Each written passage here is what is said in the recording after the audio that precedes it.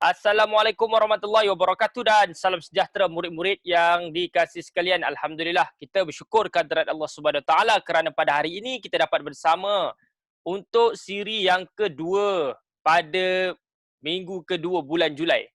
Pada minggu lepas kita sudah sentuh berkaitan dengan apa? Tata bahasa. Minggu ni kita akan sentuh berkaitan dengan rumusan. Minggu depan kita akan sentuh tentang tata bahasa dan minggu depan satu lagi iaitu minggu keempat penghujung Julai kita akan sentuh sedikit berkaitan dengan karangan. Jadi murid-murid hari ini cikgu nak membahaskan sedikit kekeliruan murid yang berlaku berkaitan dengan ringkasan dan juga rumusan. Dan cikgu berharap agar kamu dapat memahami dan menghayati ilmu yang cikgu nak sampaikan pada hari ini supaya kamu tidak mengalami lagi kekeliruan antara rumusan dan juga ringkasan. Untuk pengetahuan kamu hari ini, tema kita ialah tema bahagian C kertas 1 Bahasa Melayu. Tema bahagian C kertas 1 Bahasa Melayu. Maksudnya, dalam kertas 1 Bahasa Melayu, bahagian C, ada 3 jenis soalan. Tetapi yang keluar hanya 2 saja. Ada 3 jenis soalan yang boleh keluar. Tetapi yang keluar hanya 2.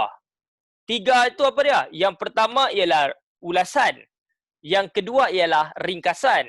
Dan yang ketiga ialah rumusan. 3 ni boleh keluar. Tahun lepas, untuk PT3, dia keluar ulasan dan ringkasan. Sepatutnya tahun ini, dia akan keluarkan rumusan ringkasan ataupun rumusan ulasan. Sepatutnya pada tahun ini. Tetapi disebabkan PT3 dibatalkan, maka kamu tak dapat tahulah macam mana pemarkahan rumusan. Tapi cikgu akan ceritalah.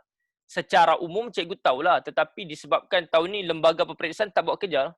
Tahun ni lembaga peperiksaan tak ada kerja lah. Tak gubal soalan, tak cetak soalan dan pemeriksa pun relax. Pemeriksa pun rasa relax. Relax tak relax lah. Jadi tak dapat ni lah. Orang kata tak dapat duit tepi.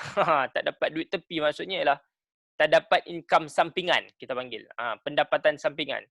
Semak kertas ni, satu kertas tak silap cikgu apa RM1. RM1.50 ke apa? Tak ingat lah cikgu. Tak banyak. Tetapi yang mahalnya pengalaman. Pengalaman memeriksa kertas tu yang mahal. Okey.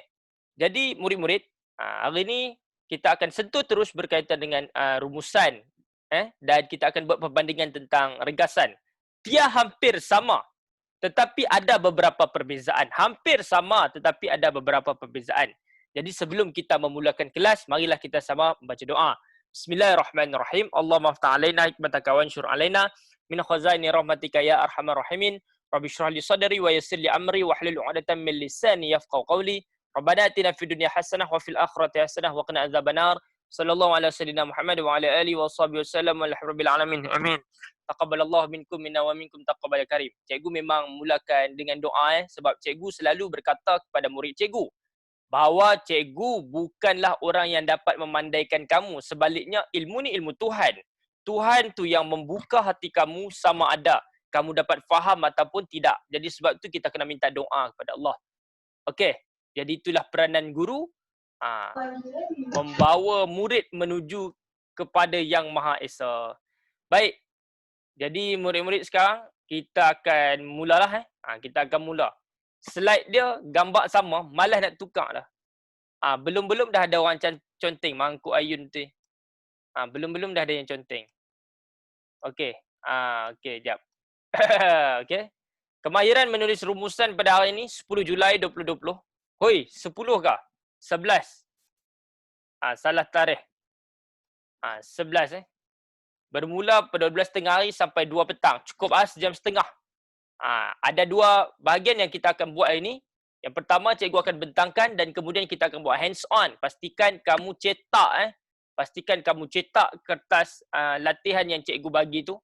Kertas latihan yang cikgu bagi tu merupakan sisipan daripada buku cikgu yang diterbitkan oleh Nilam Publication. Cikgu tak ingatlah tu tingkatan berapa. Tingkatan 3 tak silap cikgu. Cikgu ambil rumusan tingkatan 3 tu. Tak kisahlah. Dia macam ni. Ada yang kata, cikgu beza apa tingkatan 1, 2 dan 3? Dengar sini cikgu bagi tahu. Beza dia hanyalah novel, tu je. Novel dan juga komsas, tu je. Tata bahasa sama. Cikgu kalau mengajar kelas online, yang melibatkan murid seluruh Malaysia, sorry, cikgu tak akan ajar novel, cikgu tak akan ajar komsas. Cikgu hanya akan menyentuh tata bahasa, cikgu akan menyentuh karangan, cikgu akan menyentuh penulisan, rumusan, ringkasan dan ulasan. Itu saja. Baik. Sekarang kita akan tengok rumusan ni apa rumusan? Rumusan ni ialah satu soalan berkaitan dengan pemindahan maklumat. Maklumat tu dibagi dalam bentuk petikan, kamu pindahkan dalam bentuk jawapan yang tersusun. Okey. Baik, dikemukakan dalam bahagian C kertas 1, markah dia berapa? 15. Berapa patah perkataan kena tulis? 80 hingga 100.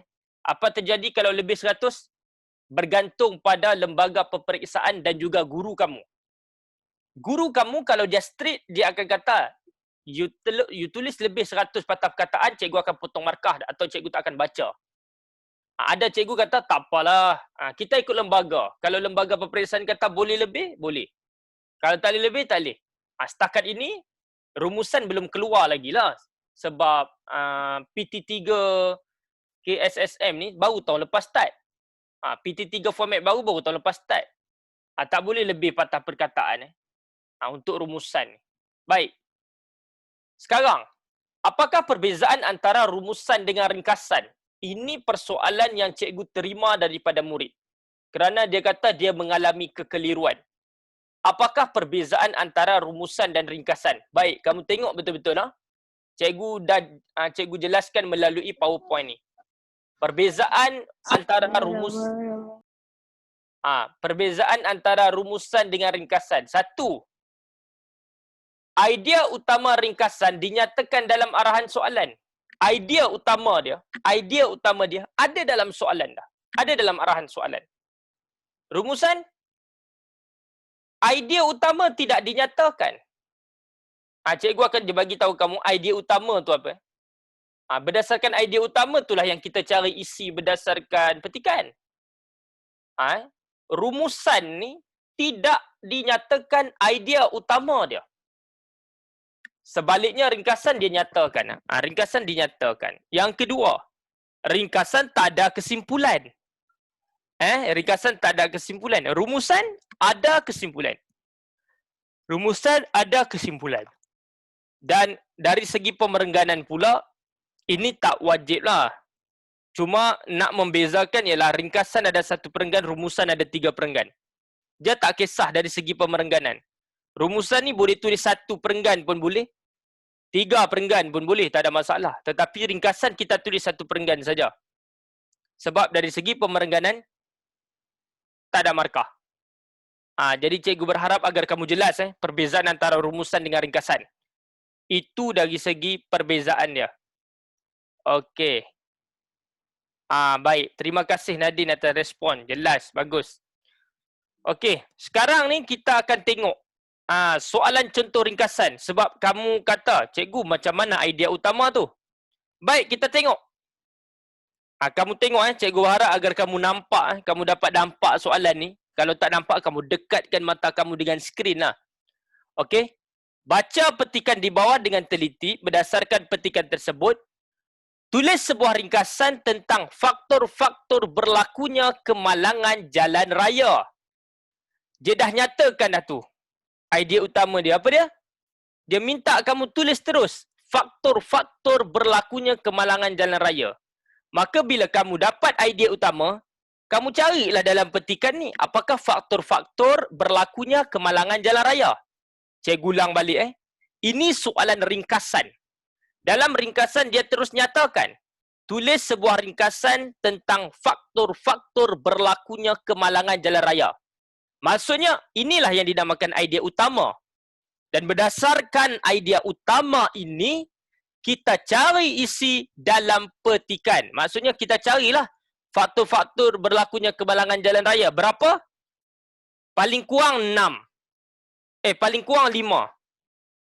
Maksimum kamu tulis 6. Maksimum tulis 6. Paling kurang 5, maksimum tulis 6. Tapi cikgu sarankan kamu tulis 6 lah. Sebab apa? Sebab kadang-kadang ada idea ataupun orang kata isi yang kamu cari dalam petikan tu tak betul. So, katakan kamu tulis 6 isi. 1 tak betul. 5 betul. Dapat full mark. Dia backup. Baik. Inilah yang dinamakan idea utama telah dinyatakan. Ini soalan ringkasan. Baik, sekarang kita akan sentuh berkaitan dengan rumusan. Cikgu bagi contoh rumusan. Okey. Pula. Baik, sekarang cikgu sentuh berkaitan dengan rumusan. Cuba kamu tengok soalan rumusan. Tadi tu ringkasan, sekarang rumusan. Baca petikan di bawah dengan teliti. Berdasarkan petikan tersebut, tulis satu rumusan yang panjangnya antara 80 hingga 100. Dia tak ada bagi tahu idea utama. Ringkasan tadi dia bagi tahu faktor-faktor berlakunya kemalangan. Jadi berdasarkan idea utama tu cari isi. Yang rumusan ni pula dia tak ada bagi tahu idea utama. Maksudnya idea utama tidak dinyatakan. Jadi kita kena fikir sendiri. Ini yang payah ni. Itu yang orang kata rumusan tu payah tu. Sebab tu orang kata rumusan tu payah. Tapi tak apa. Cikgu ada untuk bantu kamu untuk menguraikan, untuk menjelaskan perkara ini. Baik kamu faham apa maksud idea utama tu. Jadi nampak secara jelas berdasarkan soalan contoh yang diberikan, kita nampak dengan jelasnya. Kita nampak dengan jelasnya. Orang kata apa, perbezaan antara rumusan dan juga ringkasan dari segi soalan. Baik. Terima kasih Nadine. Sering memberikan respon. Bagus kamu. Baik.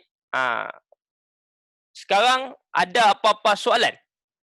Ada apa-apa soalan nak tanya? Cikgu bagi 1 minit untuk kamu tulis apa soalan yang kamu nak tanya.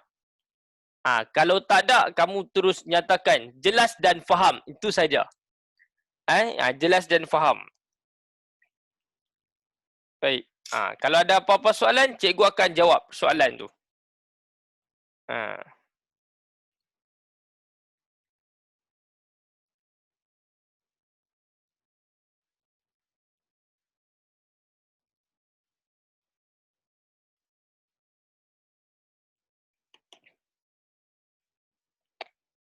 Okey.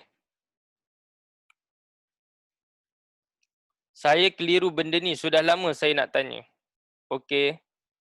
Alright. Sekarang dah jelas Zarif? Sekarang Zarif dah jelas perbezaan antara rumusan dan juga ringkasan. Okey. Jadi dia memang akan ada orang kata kekeliruan Tapi kadang-kadang kena kurang 150 perkataan. No. Dia memang arahan dia macam ni Zarif. 80 hingga 100. 80 hingga 100. Dia takkan sampai 120. Tak ada arahan dia macam tu. Ini memang arahan yang ditetapkan oleh lembaga. Ini memang format dia. Ini memang format dia. Maksud dia dari segi patah perkataan memang dia tak kata pun. Lebih 120 tak ada. Arahan dia tak akan berubah-ubah. Arahan dia tidak berubah-ubah.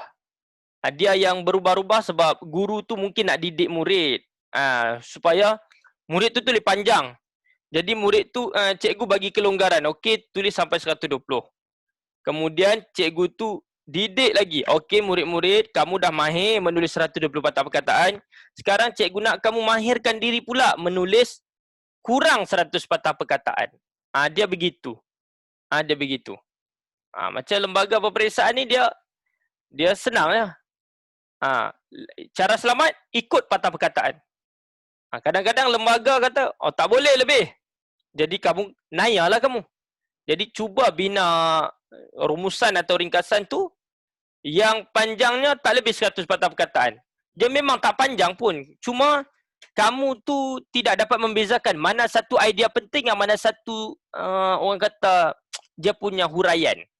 Baik, sekarang ni cikgu teruskan. Okey, komponen rumusan murid-murid. Komponen rumusan ni, komponen ni bermaksud perkara-perkara yang perlu ada lah dalam rumusan. Maksudnya rumusan tu terdiri daripada apa? Itu maksud komponen. Komponen rumusan ni maksudnya rumusan tu kena ada apa? Baik, rumusan ni murid-murid dia ada 3 komponen. Yang pertama pendahuluan. Dia pendahuluan. Pendahuluan ni mestilah mengandungi tema dan juga kehendak. Mesti mengandungi tema dan juga kehendak dia. Baik.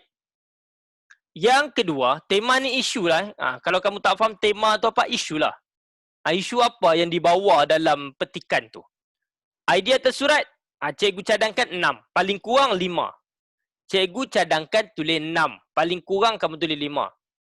Dan kena ada kesimpulan. Kena ada kesimpulan. Jadi maksudnya perenggan 1 pendahuluan. Perenggan kedua idea tersurat, iaitu idea yang kamu perlu cari dalam petikan. Dan yang ketiga ialah kesimpulan. Okey. Baik. Cikgu harap kamu jelas komponen rumusan ni ada 3 perenggan. 1 pendahuluan, kedua idea dalam petikan dan yang ketiga ialah kesimpulan. Baik. Sekarang ni kita nak meneruskan. Kita nak meneruskan pembelajaran kita cara terbaik untuk menulis rumusan. Semua orang kata terbaik lah. Dia macam ni. Terbaik tak terbaik ni bergantung pada diri kita. Ada yang kata buku ni terbaik. Kita rasa biasa saja. Ada yang kita kata orang ni terbaik. Kita rasa biasa saja. Ada yang kalau kita pergi makan pula. Steak. Kat Malaysia dulu orang kata steak paling sedap Menate. Cikgu pergi makan biasa saja. Orang kata kambing Menate sedap. Cikgu rasa setakat ni kambing kari yang paling sedap ialah kambing yang dimasak oleh chef antarabangsa iaitu Wan Intan Zuraida. Chef antarabangsa Wan Intan Zuraida tu menulis dia buat kari kambing sedap. Kamu pilah dekat ni. Pi dekat Putra Perdana. Chef tu duduk kat situ, terbaik kari kambing dia. Kalau dekat dia biasa aja, kalau dekat Menate tu biasa aja. Terbaik bagi setiap orang ni berbeza-beza. Okey, sekarang kita nak belajar langkah 1. Kita nak belajar langkah 1. Okey. Langkah 1. Apa dia?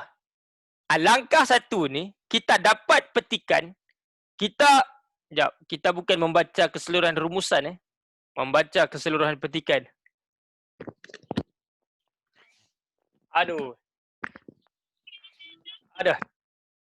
Kenal pasti idea utama petikan. Okey. Salah tulis.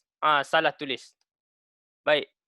Kita langkah 1 ialah kita membaca keseluruhan petikan, kemudian kenal pasti idea utama petikan. Baik, cikgu nak semua murid tolong tengok petikan ni dan tolong baca. Tolong tengok petikan ni dan tolong baca. Cikgu bagi masa kamu 5 minit je baca petikan ni.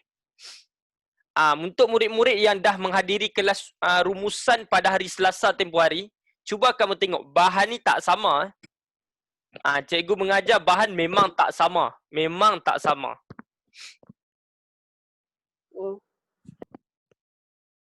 Tu dah pahal tu.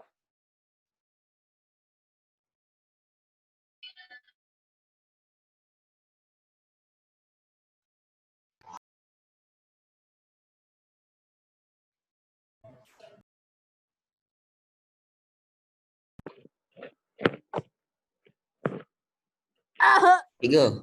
Ya.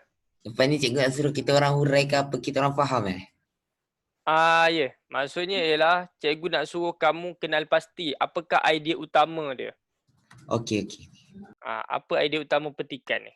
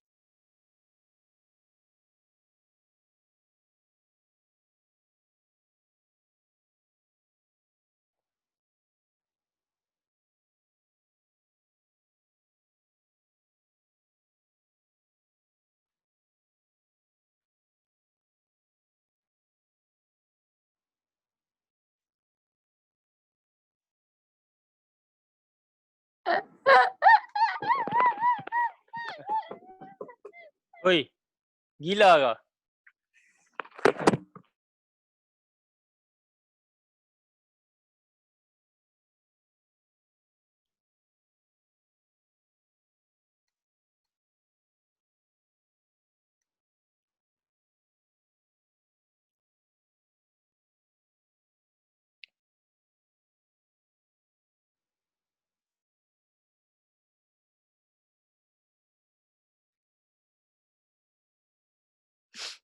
Okey.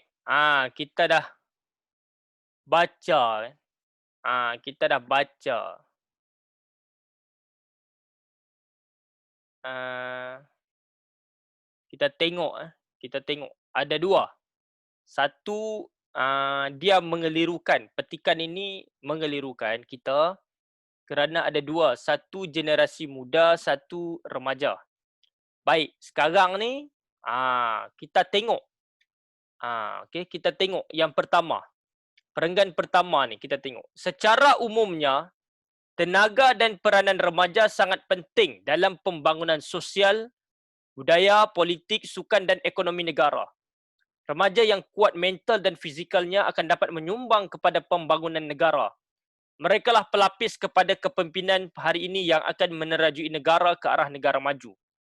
Bila kita baca perenggan pertama, kita akan tengok, oh, ini cerita dia macam ciri remaja cemerlang. Kita tengok macam ciri remaja cemerlang. Kita baca lagi. Kita jangan tengok perenggan pertama tu kita dah terus buat satu kesimpulan bahawa okey, petikan ni cerita tentang ciri remaja cemerlang. Nanti dulu. Kamu baca lagi.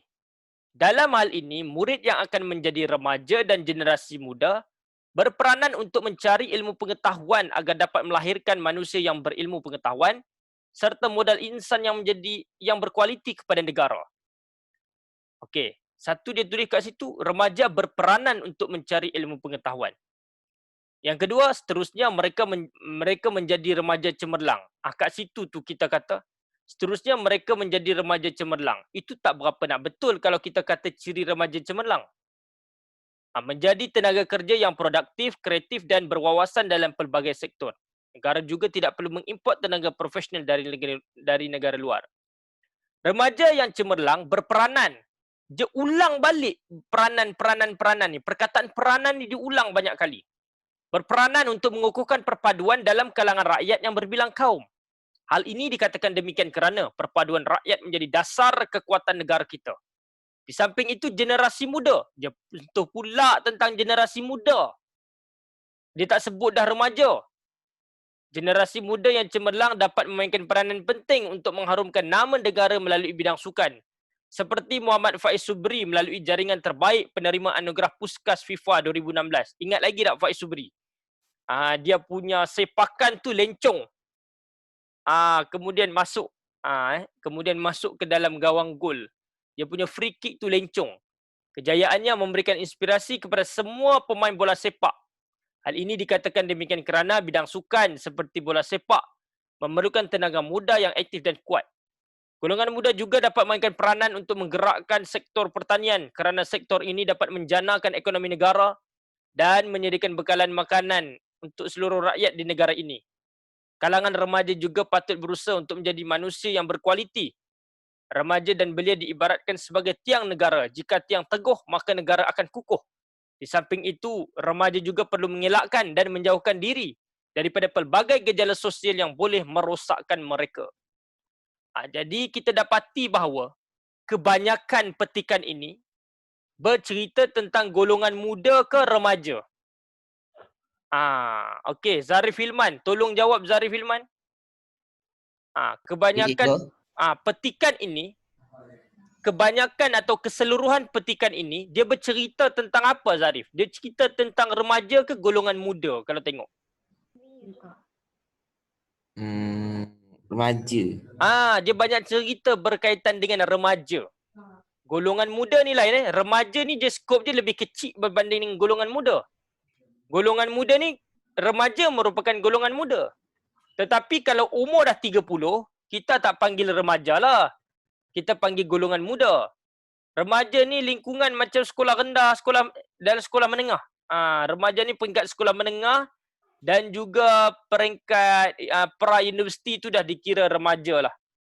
Pra-universiti. Dia belum masuk universiti lagi, dia dikira remaja lah tu. Cikgu pun tak pasti remaja ni lingkungan umur berapa. Remaja ni lingkungan umur berapa sebenarnya. Tapi yang pasti, remaja memang dikaitkan dengan murid sekolah menengah lah. Murid sekolah menengah dan juga murid-murid universiti. Baik, sekarang ni apa benda yang kita nak cari? Okay? Kita nak mengenal pasti idea utama. Kerana idea utamanya tidak diberikan. Idea utamanya tidak diberikan. Belia tu remaja ke? Tidak, Hana. Belia tak remaja. Umur 40 masih dikenali sebagai belia lagi. 40 pun belia lagi.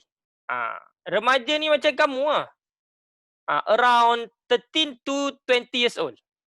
Around 13 to 20 years old. Okay. Baik, sekarang ni kita tengok apakah idea utama. Kalau kita dapat kenal pasti idea utama, maka kita baru boleh cari isi. Jadi kita dapati bahawa, mari kita nak buat. Apakah idea utama petikan tadi? Tak tahu cara membina idea utama? Apakah idea utama petikan tadi? Siapa boleh jawab? Siapa boleh jawab, dia type. Dia boleh jawab, dia type. Dia hebat. Idea utama setiap orang ni berbeza-beza. Tapi kalau berdasarkan idea utama tu, kamu boleh cari 5 hingga 6 isi, maka kamu hebat lah. Maka betul lah idea utama kamu tu. Awatif, peranan remaja. Okey. Awatif tepat sekali peranan remaja. Baik. Sekarang ni kita nak tengok. Tapi tak berapa nak lengkap peranan remaja macam mana. Okey. Untuk membina idea utama. Kamu tengok sini betul-betul. Ni cikgu perkemas cikgu punya nota. Hari tu cikgu main type saja. Hari tu cikgu main type saja. Hanah. Amsyar. Amsyar tu hampir Amsyar ni cikgu ingat ni kot. Amirul Hakim Amsyar ni Amirul Hakim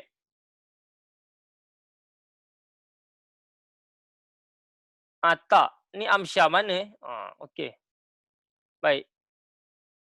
Jadi sekarang ni okey, yang itu betul. Amsyar tu hampir tepat. Yang paling tepat Nadine. Nadine Jane. Nadine, kamu memang ada Jane ke belakang kamu? Tak ada, cikgu. Oh, tak ada. Habis Jane tu apa? Saja tambah? Oh, kamu minat ni ke? X-Men ke? Boleh lah. Sebab, tapi tu Jane nama dia. Yang perempuan yang rambut merah tu, kalau dia mengamuk, bergegar satu ni. Dia mempunyai kuasa yang paling kuat Cikgu cakap pasal ni. Okey, sambung. Cikgu ni mudah distract jadi nanti cerita X-Men. Jadi kelas kita ni habis masa dengan cerita X-Men. Mangkuk cikgu. Okey, jadi baik. Sekarang kita akan tengok cara nak membina idea utama ni, murid perlu mengenal pasti 2 perkara. Perkara pertama ialah kamu kena tengok isu dia. Isu dia tentang apa, dan kemudian kamu kena kenal pasti kehendak. Kamu take note sini Untuk murid membina idea utama, murid perlu mengenal pasti 2 perkara. Yang pertama, kamu kena kenal pasti what is the issue actually. Isu dia tentang remaja. Apakah kehendak dia? Murid pun tanya cikgu, cikgu kehendak tu apa? Baik. Yang ini ni yang cikgu suka sentuh ni. Kehendak dalam rumusan ni, jenis kehendak soalan ni, dia ada 6 tau. Yang pertama, faktor. Yang kedua, faktor tu sama maksud dengan ni lah. Faktor ni sama maksud dengan punca. Punca. Yang pertama, faktor atau punca. Yang kedua, langkah atau cara atau usaha. Ni sama je. Langkah atau cara atau usaha. Ini jenis kehendak soalan. Maksudnya kalau kamu nak guna langkah betul, cara betul, usaha betul. Semua sama. Contohnya, cara-cara mengeratkan semangat kejiranan. Sama maksudnya dengan langkah-langkah mengeratkan semangat kejiranan. Sama maksudnya dengan usaha-usaha mengeratkan semangat kejiranan. Sama juga dengan faktor dan juga punca. Faktor dengan punca tu sama. Faktor pencemaran alam sekitar ada beza tak dengan punca pencemaran alam sekitar? Tak ada beza.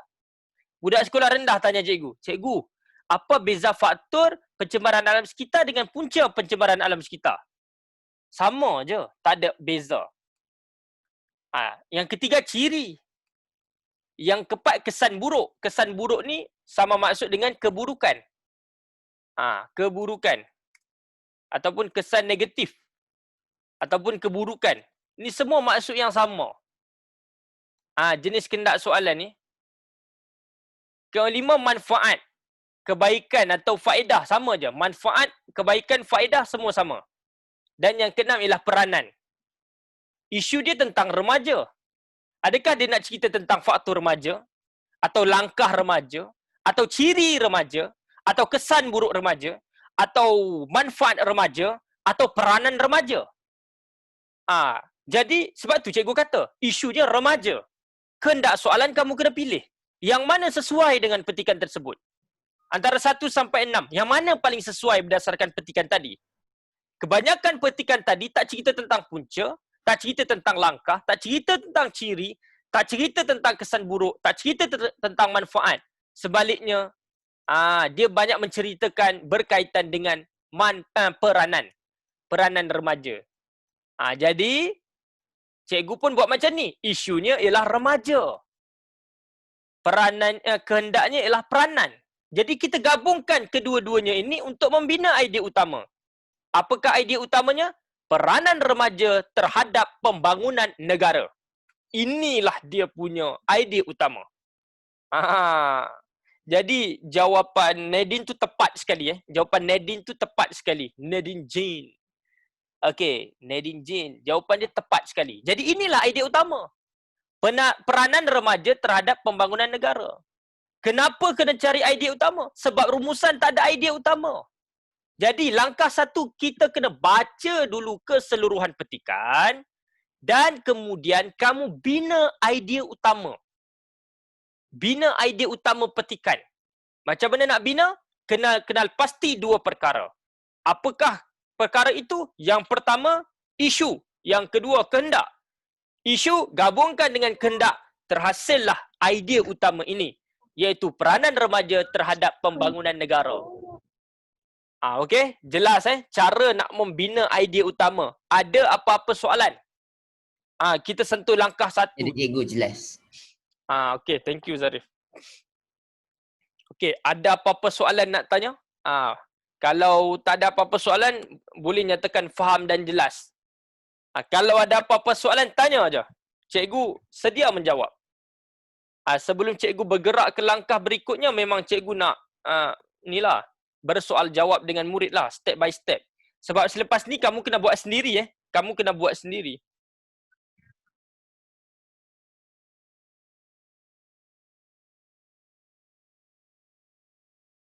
Oi.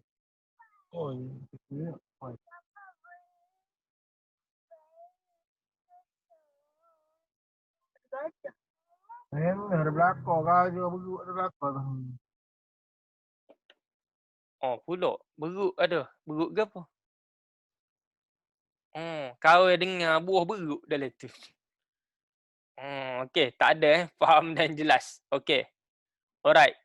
Rihanna ada. Rihanna Grande. Rihanna.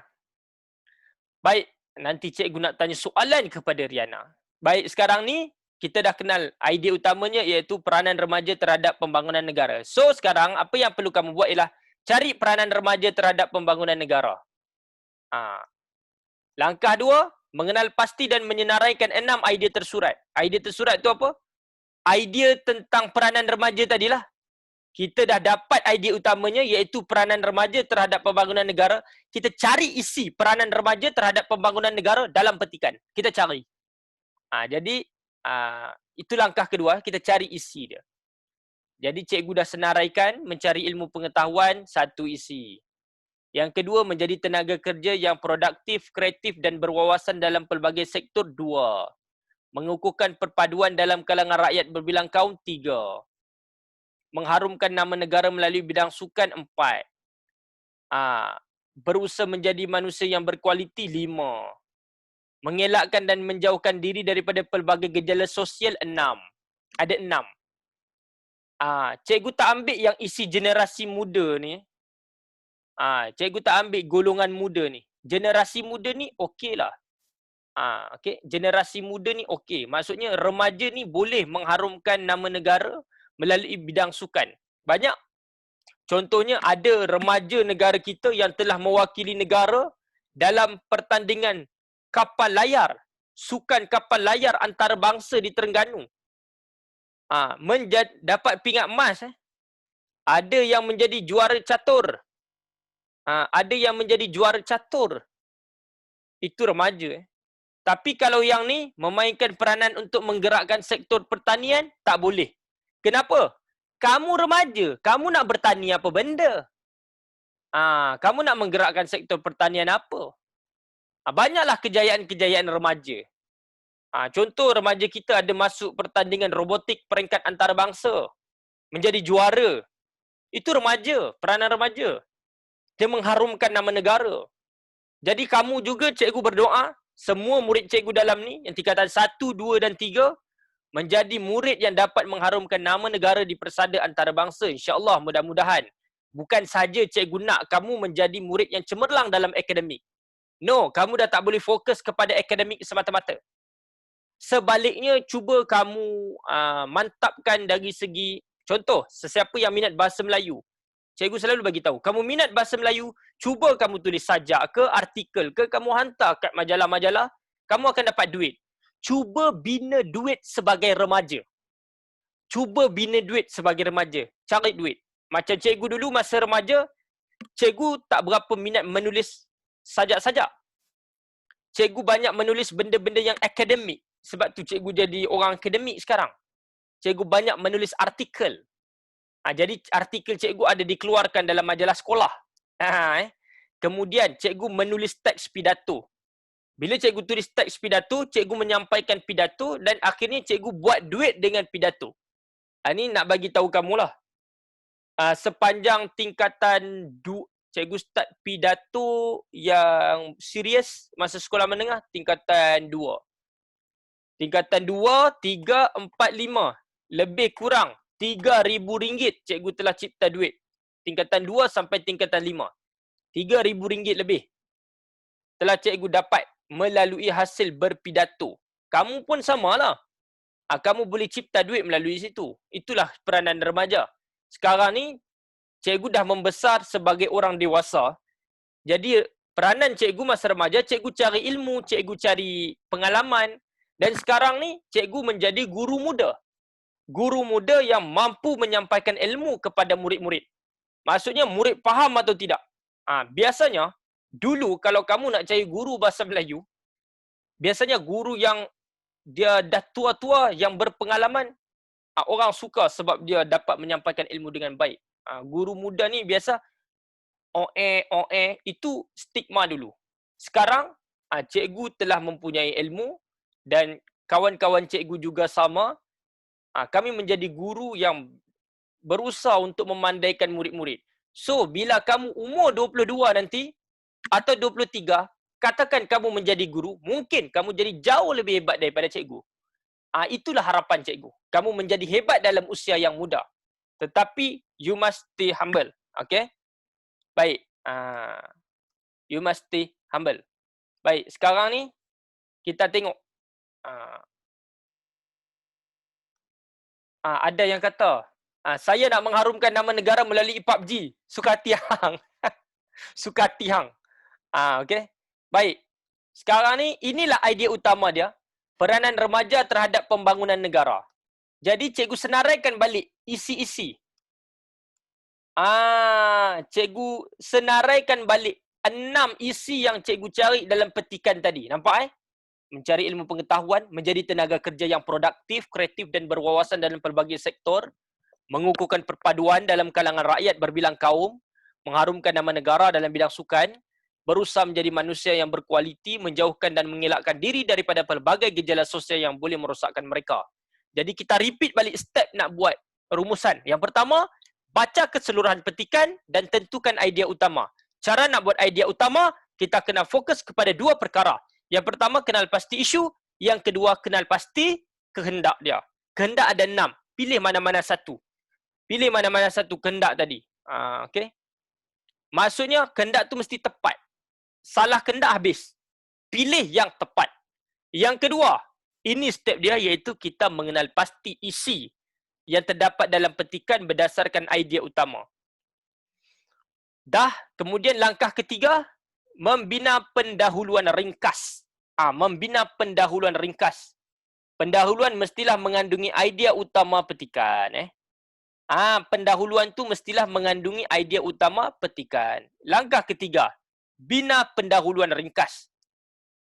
Okey, cuba kamu tengok pendahuluan contoh. Idea utama dia apa? Peranan remaja terhadap pembangunan negara. Peranan remaja terhadap pembangunan negara. Itu idea utama dia. Jadi cikgu pun ambil perkataan remaja, cikgu ambil perkataan peranan. Dan cikgu bina satu pendahuluan simple. Remaja mempunyai banyak peranannya terhadap pembangunan negara. Remaja mempunyai banyak peranannya terhadap pembangunan negara. Itu saja. Pendek. Tak payah panjang. Ini kamu pergi buat. Darsa-warsa ini seringkali meniti dari bibir ke bibir. Isu tentang remaja dan peranannya yang semakin mendominasi masyarakat di negara kita. Pening. Tak payahlah buat ayat panjang-panjang. Ini rumusan saja. Rumusan dia nak jawapan tu simple. Patah perkataan dia pun pendek saja. 80 sampai 100. Baik. Pendahuluan contoh mestilah mengandungi apa? Idea utama. Pendahuluan contoh, idea utama. Jadi, idea utama dia ialah peranan remaja terhadap pembangunan negara. Jadi, kita alter sikit ayat tu daripada idea utama. Remaja mempunyai banyak peranannya terhadap pembangunan negara. Simple. Baik. Itu langkah ketiga. Kita membina pendahuluan contoh yang ringkas. Langkah keempat, kita membina perenggan isi. Berapa ayat? 6 ayat. Kenapa 6 ayat? Isu dia ialah, kenapa 6 ayat? 6 ayat sebab kita ada 6 isi. Kalau kamu 5 isi, 5 ayat je. Okey? Dan pastikan perenggan isi kamu tu ada penanda wacana. Okey, apakah penanda wacana yang perlu atau boleh kita gunakan? Selain itu, dengar sini, cikgu nak tegur murid-murid. Penanda wacana ni kita guna dalam perenggan isi apabila bermula isi kedua. Bermula isi kedua baru kita guna penanda wacana. Ada yang bagi tahu cikgu, cikgu antaranya tu bukan ke penanda wacana. Tidak, antaranya tu bukan penanda wacana. Antaranya mana ada? Antara tu ialah pemula ayat perenggan isi. Pemula ayat perenggan isi. Dia bukan yang penanda wacana, itu kamu kena faham. Yang sekolah rendah ajar kamu tu kamu buang jauh-jauh. Sekolah rendah tu dah sesat, tak betul. Dia kata antara tu penanda wacana. No, itu silap dia. Penanda wacana bermula ayat ataupun isi yang kedua. Apalagi di samping itu. Seterusnya, bukan itu saja. Akhir sekali. Ini, ingat 5 penanda wacana.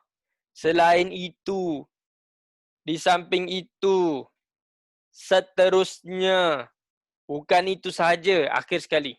5 ni. Okey? Nampak? Okey, sekarang ni cikgu nak kamu tengok perenggan isi contoh. Jadi SSDA tu salah ke cikgu? SSDA tu apa?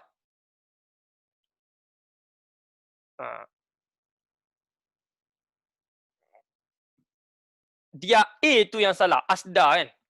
A tu, antaranya tu bukan penanda wacana. Antara tu pun bukan penanda wacana, tetapi kepala ayat. Pemula ayat. Sebab kelaziman budak buat ayat macam tu. Nanti cikgu tunjuk Dia bukan penanda wacana. Penanda wacana dia mesti ada tanda koma. Antara mana ada tanda koma. Baik. Kamu tengok perenggan isi contoh. Cikgu start Antara peranannya ialah, kan kita cerita tadi peranan remaja terhadap pembangunan negara.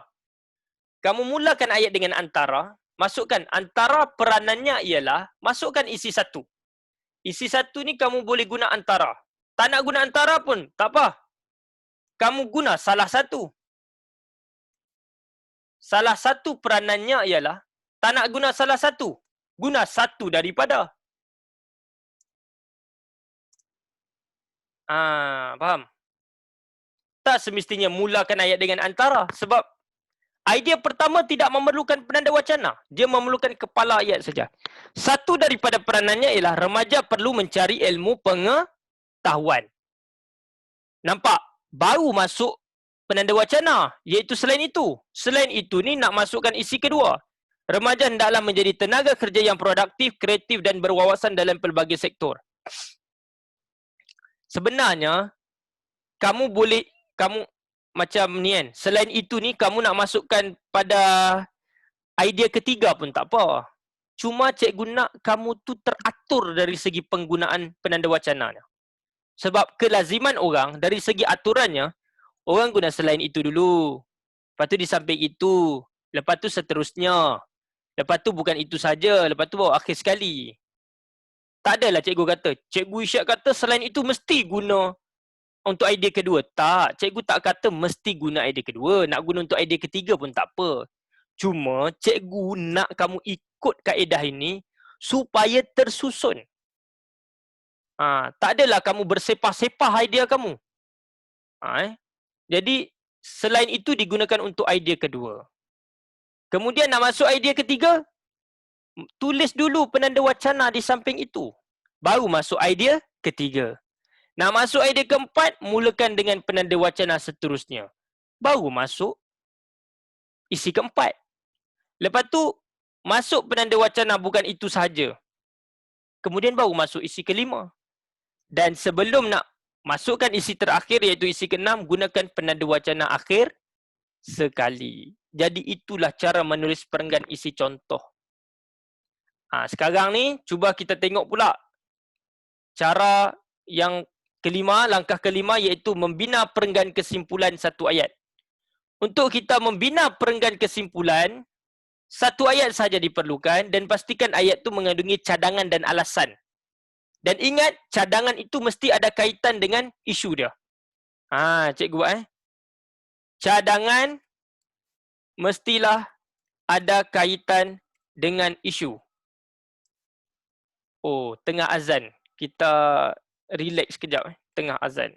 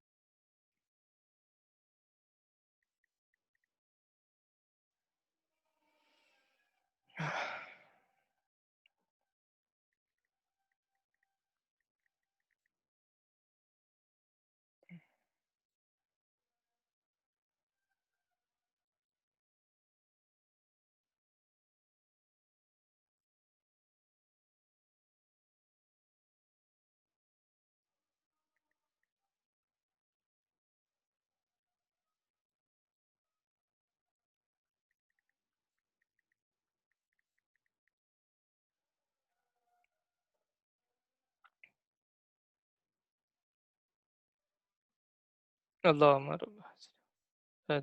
Wasyarah wadarita.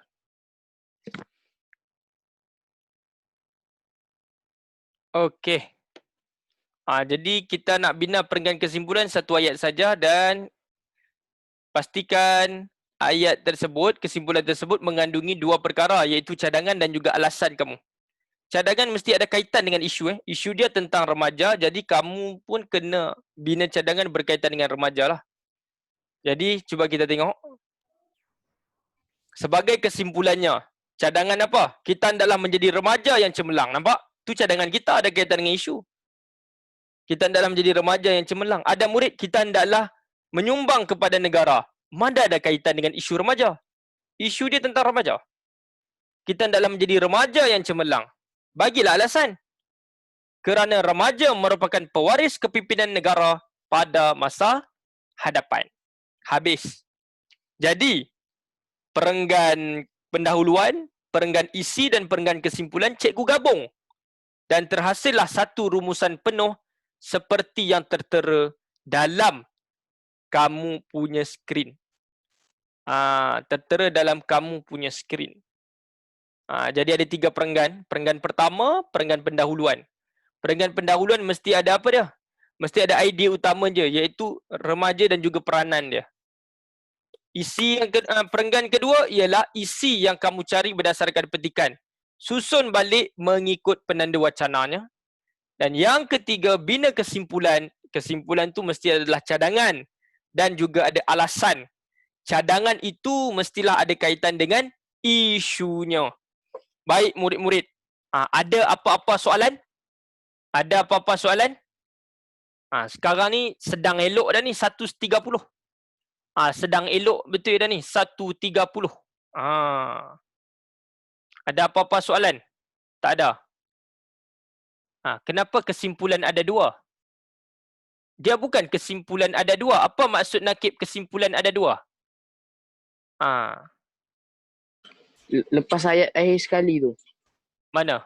Oh tu. Okey, tu tersilap tu. Terima kasih Nakib. Tu tersilap tu. Sekejap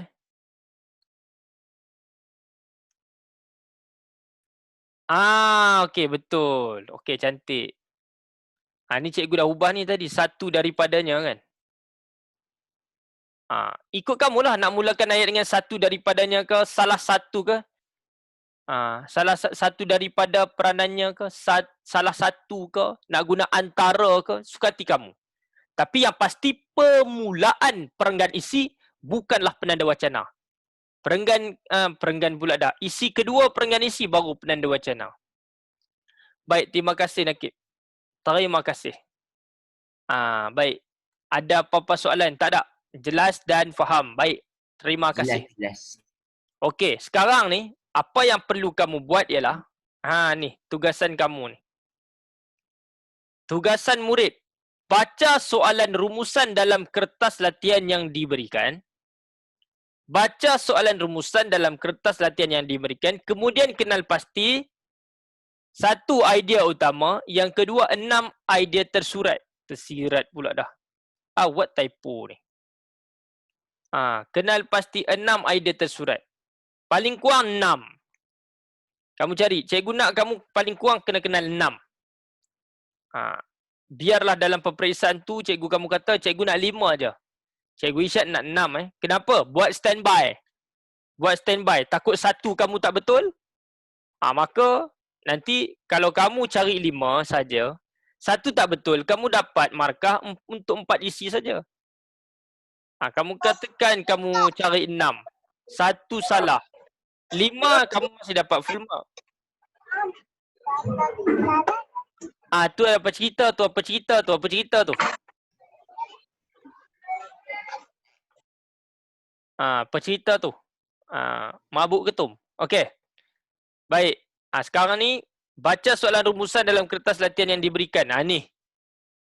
Ni kertas latihan yang diberikan ni. Baik, kita keluarlah. Kita keluar. PowerPoint pun dah habis. Kita tutup PowerPoint. Kita fokus kepada soalan kita ni. Okey. Kamu cari. Kamu baca langkah pertama apa dia? Baca keseluruhan rumusan. Kemudian, kamu kenal pasti apakah idea utamanya.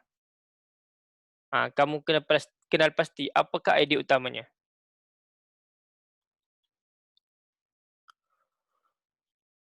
Ini ialah isu yang tahun lepas sangat hangat sangat hangat tulisan tentang ni, tulisan Jawi ni.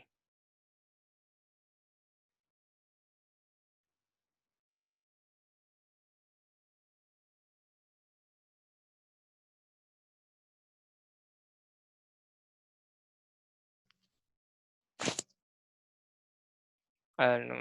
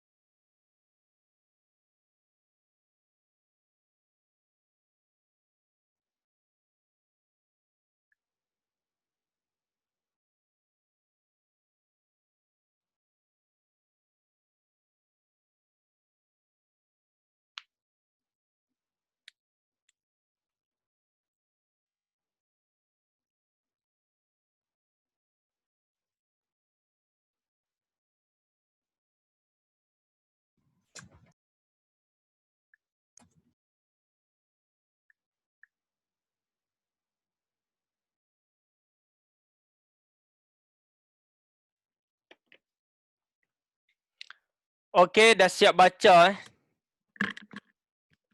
dah siap baca. Dah siap baca dan kamu kena kenal pastilah apakah isu dia. Apakah idea utama dia. Sekejap cikgu kena buka Word dulu. Cikgu nak kena buka Word. Daripada Word tu barulah cikgu akan ni. Sekejap tulis sikit watermark.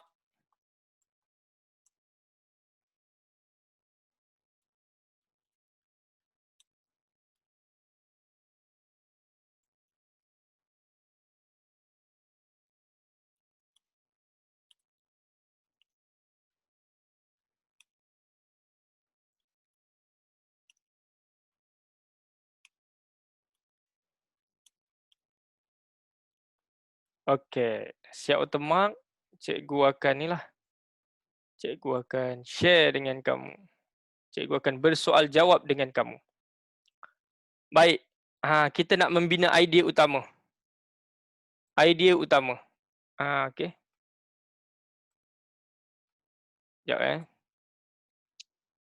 Fokus hari ni ialah fokus kita tentang penulisan Topik rumusan Okey.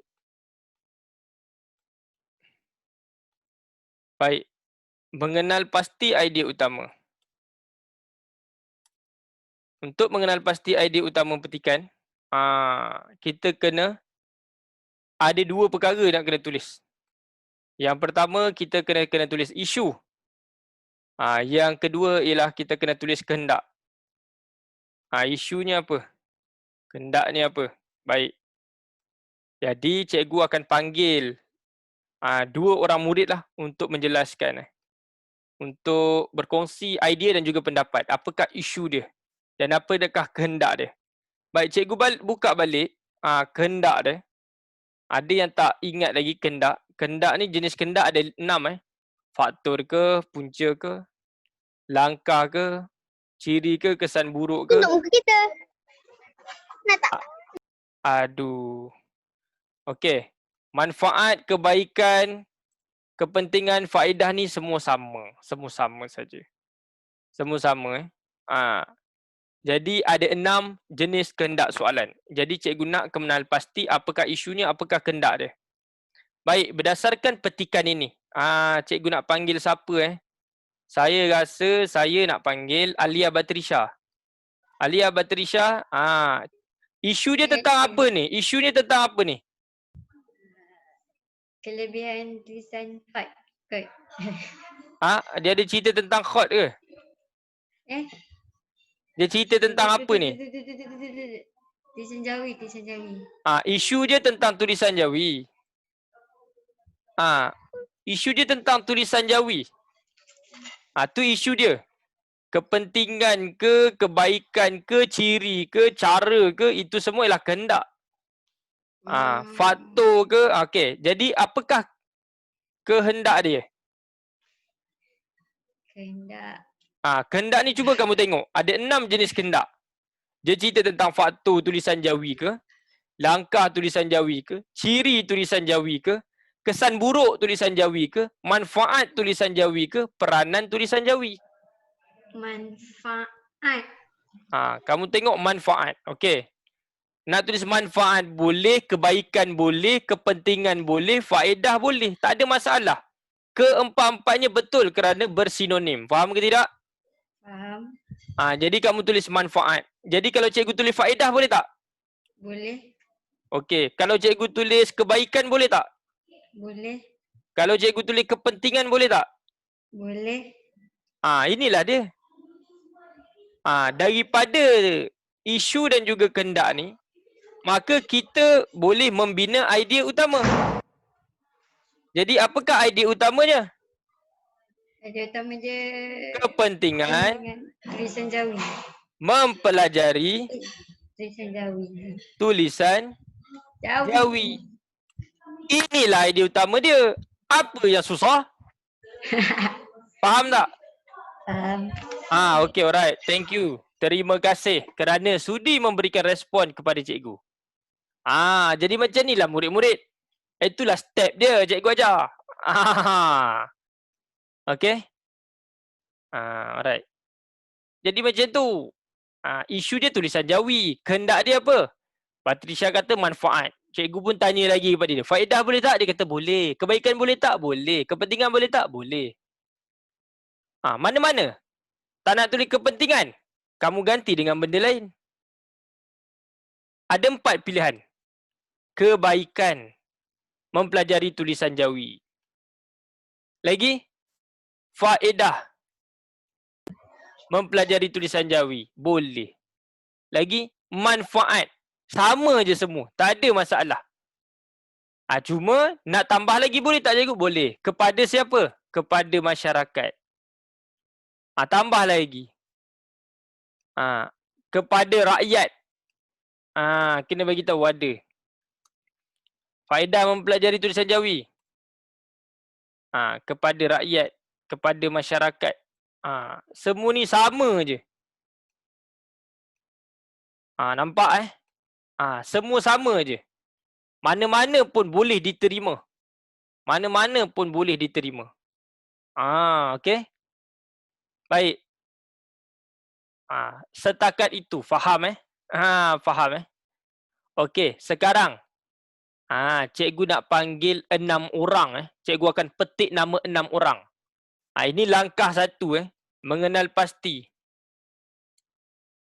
Mengenal pasti idea utama. Sekarang ni langkah 2. Okey. Sekejap cikgu buat huraian sikit kat sini.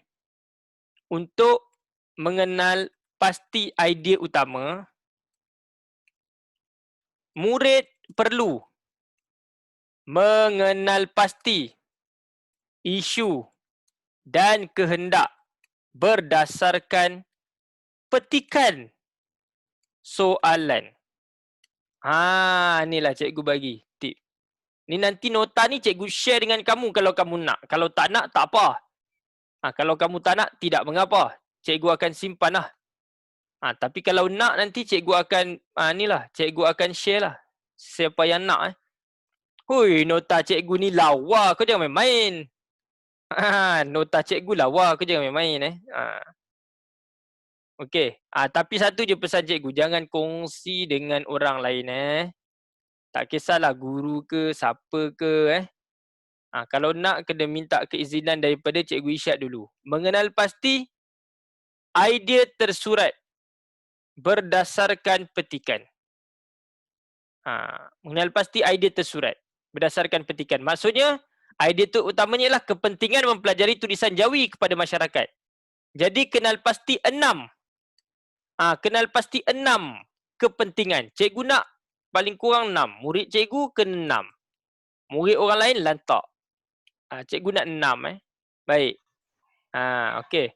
Cikgu akan panggil siapa? Baik, kita akan tengok. Kita akan tengok. Baik. Kita akan tengok. Okey, kita tengok siapa ni. Cari bawah. Cikgu nak panggil Venice. Venice. Venice. How are you, bro? Fine, thank you, teacher. Okay. Jadi betul tak kamu bro? Kamu bro ke sister? Bro. Bro, okay, alright, bro. Okay, sekarang cuba kamu baca perenggan pertama. Isu cadangan pengenalan tulisan Jawi dalam buku teks bahasa Melayu untuk murid tahun 4 dan semua sekolah termasuk sekolah jenis kebangsaan telah menimbulkan pelbagai reaksi daripada semua pihak. Okey, tu salah eja sepatutnya reaksi. Sepatutnya reaksi, salah eja, typo tu, typo. Typo. Cikgu potong, cikgu akan betulkan. Reaksi cikgu tulis. Reaksi. Okey. Baik, okey, sambung. Pengenalan tulisan had ini adalah untuk tahap 2 bermula tahun 2020 bagi tahun 4 dan 2021 bagi tahun 5 dan tahun 6. Meskipun mendapat tentangan yang hebat, pihak kerajaan tetap akan meneruskan dasar berkenaan. Kementerian Pendidikan menegaskan bahawa usaha ini merupakan langkah yang wajar kerana pengenalan dasar tersebut dapat memastikan tulisan had yang menjadi warisan negara tidak pupus di telan zaman. Okey, berdasarkan perenggan 1 tu, ada isi dia tak? Ada kepentingan tulisan Jawi tak?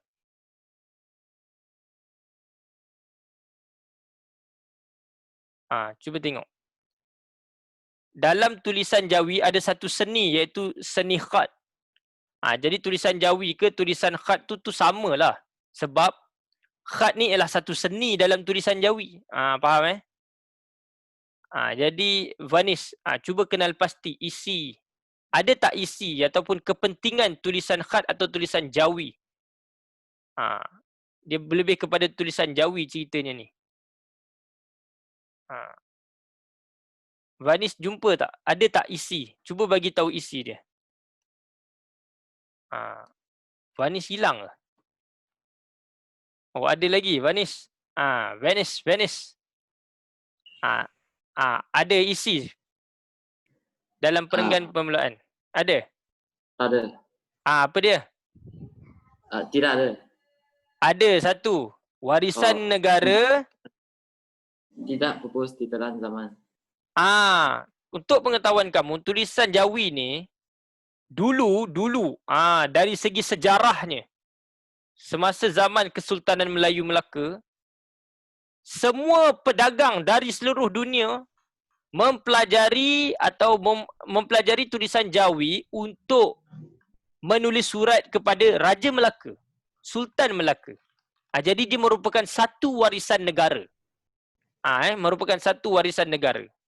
Laksamana Cheng Ho pun dia menghantar utusan, dia dihantar sebagai utusan untuk memberikan surat kepada Sultan Melaka tu dalam tulisan Jawi. Okey. Baik. Sekarang ni kita tengok yang nombor 2 pula. Nombor 2, cikgu nak panggil Zarif Hilman. Tolong baca perenggan kedua Zarif Hilman.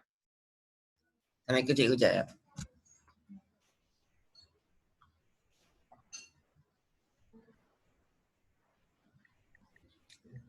Okey, cikgu. Okey. Dari Perenggan segi profesional dan dilihat secara objektif melalui usaha berkenaan, dipercayai bahawa bakat dan kreativiti murid dalam seni jawid akan dapat dilatih dan diasah seawal peringkat sekolah rendah. Hakikatnya, usaha mempelajari tulisan jawi tidak akan sedikit pun menghakis identiti dan budaya kaum lain. Apatah lagi, menggugat kepercayaan agama masing-masing. Langkah ini sebenarnya membolehkan murid-murid mencintai budaya dan warisan seni negara. Dengan kata lain, belajar tulisan khatt bukanlah paksaan. Sebaliknya, satu usaha untuk meningkatkan kefahaman murid tentang seni, warisan dan sejarah bahasa Melayu. Okey. Cuba bagi tahu cikgu. Apa isi yang kamu jumpa? Ayat pertama perenggan kedua tu ada isi tak? Ada. Apa dia? Bakat dan kreativiti murid dalam seni jawi akan dapat dilatih dan diasah seawal peringkat sekolah rendah. Betul. Dapat satu isi kat sini. Okey. Seterusnya ada lagi tak? Isi ayat kedua ada isi tak? Ada? Apa dia? Ya. Usaha mempelajari tulisan jawi tidak akan sedikit pun menghakis identiti dan budaya kaum lain. Tidak akan sedikit pun menghakis identiti dan budaya kaum lain. Okey. Tu cukuplah. Apatah lagi tu dah kira huraian dah tu. Okey. Ayat ketiga ada? Ada. Mana? Membolehkan murid-murid mencintai budaya dan warisan seni negara. Banyak engkau punya perenggan ni, banyak isi. Ada lagi? Ada? Apa dia? Meningkatkan kefahaman murid tentang seni, warisan dan sejarah bahasa Melayu. Meningkatkan kefahaman murid tentang seni, warisan dan sejarah bangsa Melayu. Jadi ada berapa isi ni? Jap cikgu label. Okey, ada satu isi. Ada 4. Ni dah 1. 5. Ni dah 2. Ni dah 2 yang Zarif ni. Ni dah 3. Ni dah 3. Baik, ini dah 4. Membolehkan murid-murid mencintai ni 4. Ni 5. Meningkatkan kefahaman murid tentang seni, warisan dan sejarah bangsa Melayu. Ni 5. Okey, terima kasih Zarif. Thank you. Thank you very much. Okey, cikgu nak panggil Wan Damia. Wan Damia, Wan Damia. Wan Damia kakak kepada? Hai cikgu. Wan apa? Kalisha. Wah, okey. Wan dia Kalisha. Okey. Baik. Cuba baca perenggan yang ketiga tu. Okey. Pemimpin veteran Parti Tindakan Demokratik iaitu Lim Kit Siang mengakui bahawa beliau pernah mempelajari tulisan Jawi. Perkara ini tidak mengurangkan identitinya sebagai seorang Cina, justeru telah membantu dirinya untuk lebih memahami erti menjadi seorang rakyat Malaysia. Kenyataan tersebut membuktikan bahawa tulisan Jawi dapat memupuk semangat patriotik dalam diri murid-murid sama ada murid Melayu, Cina maupun India. Kit Siang juga berpendapat bahawa seni khat dan tulisan Jawi mampu mengintegrasikan masyarakat berbilang kaum di negara ini. Okey, cuba kamu bagi tahu satu isi yang ada dalam tu. Yang kamu nampak. Kita nak 6 aja. Kamu perlu cari satu lagi isi.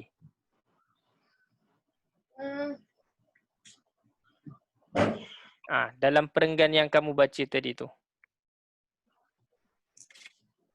Yang ni membantu diri untuk lebih memahami, dapat memupuk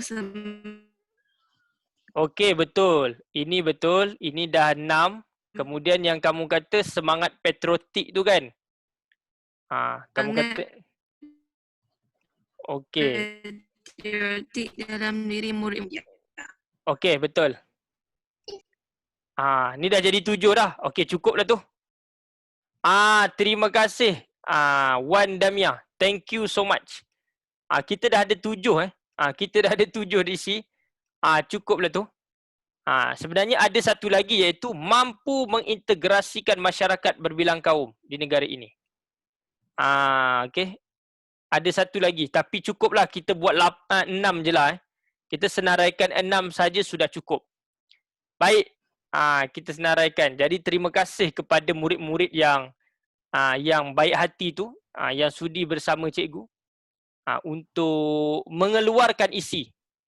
Jadi sekarang ni cikgu akan membina perenggan perenggan isi. Okey. Cikgu akan keluarkan. Baik, yang pertama cikgu akan ambil ni. Warisan negara tidak dipupus ditelan zaman. Ini satu. Lambatnya dia ni. Okey. Yang kedua, bakat dan kreativiti murid dapat dilatih dan diasah seawal peringkat sekolah rendah. Okey, ini. Yang ketiga, tidak menghakis identiti dan budaya kaum lain. Usaha mempelajari bahasa Melayu tidak akan menghakis identiti kaum lain. Yang keempat, membolehkan murid-murid mencintai budaya dan warisan seni negara. Yang kelima, meningkatkan kefahaman murid tentang seni, warisan dan sejarah bahasa Melayu. Yang seterusnya, membantu diri untuk lebih memahami erti menjadi seorang rakyat Malaysia. Cikgu ambil 6 ni sajalah cukup. 6 sajalah. Jadi sekarang ini cikgu nak minta seorang murid cikgu iaitu Riana. Riana untuk membina perenggan isi. Untuk menulis perenggan isi bersama cikgu. Okey Riana, boleh? Boleh. Okey, sekarang tengok ini isi tau. Kita untuk perenggan isi kita jarak. Satu jari kita mulakan dengan apa? Antara. Antara apa? Antara kepentingan mempelajari tulisan Jawi. Tulisan Jawi ialah, okey, baca.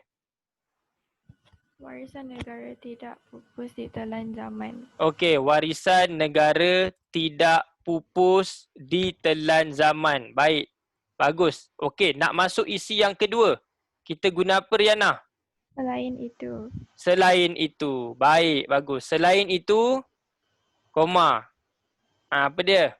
Bakat dan kreativiti murid dalam seni Jawi akan dapat dilatih dan diasah seawal peringkat sekolah rendah. Okey, betul. Selain itu, bakat dan kreativiti murid dalam seni Jawi akan dapat dilatih dan diasah seawal peringkat sekolah rendah. Bagus Riana. Masuk isi yang ketiga, guna apa Riana? Di samping itu. Baik, di samping itu, koma. Apakah isi ketiga? Usaha mempelajari tulisan Jawi tidak akan sedikit pun menghakis identiti dan budaya kaum lain. Baik, bagus. Kemudian nak masuk isi yang keempat, guna apa? Seterusnya.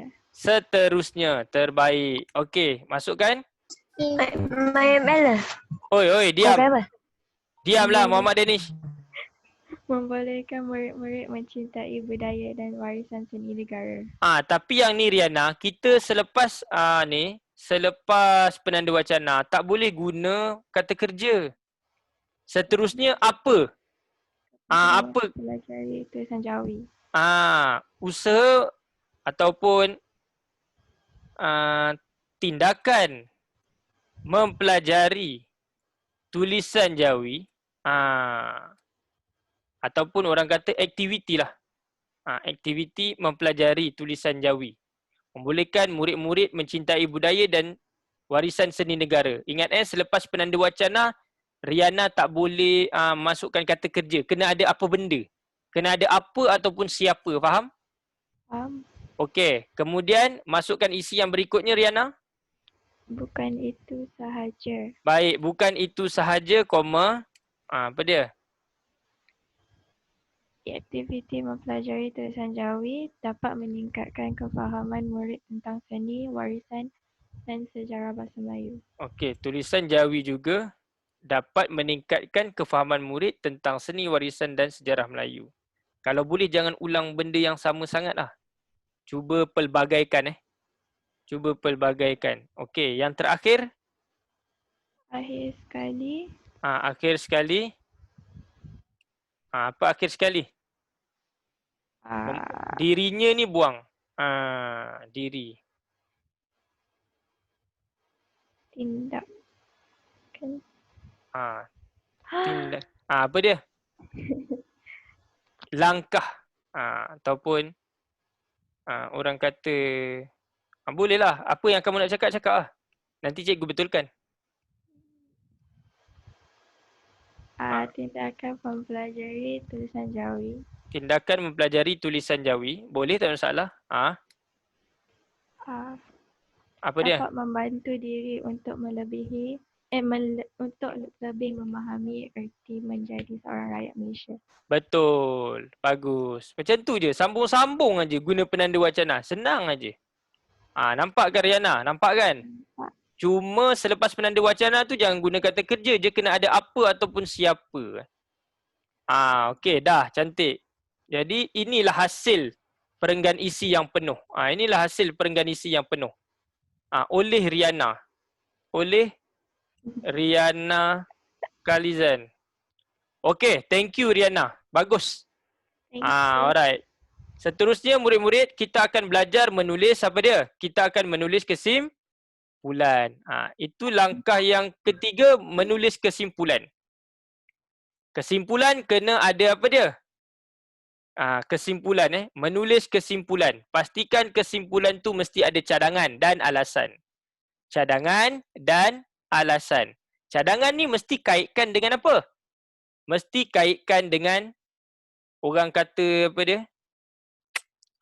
Isu dia, tulisan Jawi. Jadi sebagai kesimpulannya, apakah cadangan kamu? Kaitkan dengan tulisan Jawi. Generasi muda. Tuntasnya. Mestilah mempelajari tulisan Jawi. Bagi alasan kamu. Ini cadangan kamu.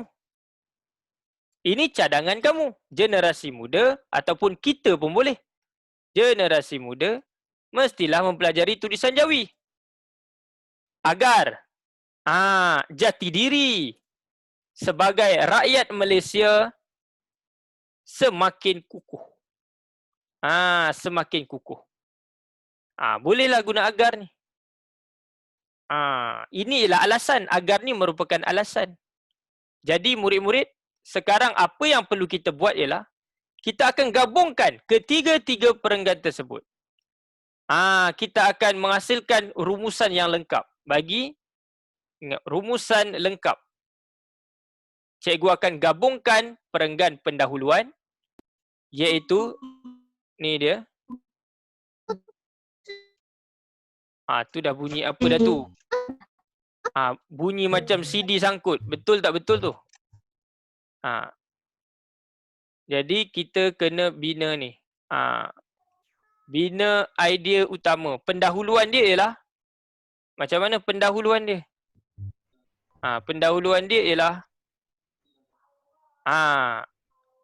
usaha mempelajari tulisan Jawi banyak kepentingannya kepada masyarakat. Itulah dia. Kita membina pendahuluan. Mengenal pasti idea utama petikan dan membina pendahuluan.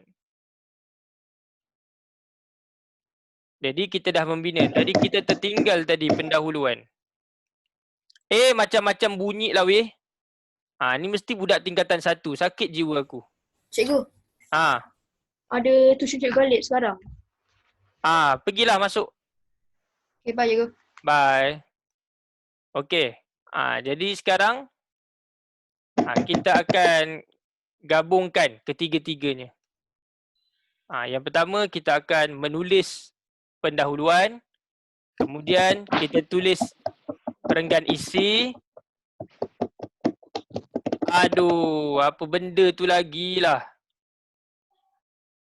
Senak aku dengan budak-budak tingkatan 1 ni. Okey. Baik. Dan yang ketiga ialah menulis kesimpulan. Dan terhasillah rumusan yang lengkap. Okey, ini jawapan rumusan yang lengkap. Selesai. Jadi murid-murid, cikgu dah gabungkan ketiga-tiganya, perenggan isi, perenggan pendahuluan dan perenggan kesimpulan, terhasillah rumusan yang lengkap. Baik, ada apa-apa soalan? Ada apa-apa soalan? Tiada. Tidak ada soalan Tidak ada soalan? Baik, sekiranya tidak ada soalan, tamatlah sudah kita punya kelas pada hari ini. Dan sekian saja daripada cikgu. InsyaAllah kita akan berjumpa lagi pada masa akan datang. Hurin. Hurin. Hai Hurin. Hai. Semoga cepat sembuh Hurin Okey. Bye. Okey murid-murid, jumpa lagi pada masa akan datang. Sekian. Assalamualaikum warahmatullahi wabarakatuh dan bye-bye semua. Terima kasih cikgu. Terima kasih cikgu. Ya. Terima kasih cikgu. Assalamualaikum. Assalamualaikum.